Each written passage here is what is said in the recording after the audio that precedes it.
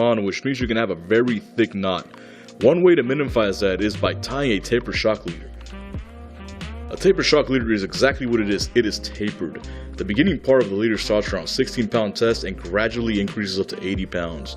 This means that if you can tie a smaller knot at the connection, then it will taper into a thick shock leader. I have used taper shock leader when fishing lower test models such as 15 and up to 20. Now, taper shock leader is a great alternative for people that fish lower test lines. I don't advise using a taper shock leader if you fish with 40-pound braid and up. The braid is probably going to cut into that mono. Number 6. Attach your bait to the sinker. Now, this is very important tip that can save you time, bait, and a headache, of course. If you're casting really hard and if you don't attach your bait to the sinker, I guarantee you that bait's going to fly right off. Securing your bait to your sinker reduces the chance of you losing your bait during a powerful cast by reducing the shock it endures when the bait lands in the water. It also helps you prevent your bait from flying off. This works best with a spider weight. Number 5.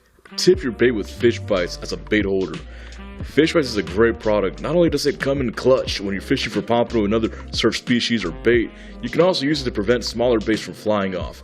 This is especially important when you're fishing with shrimp and squid.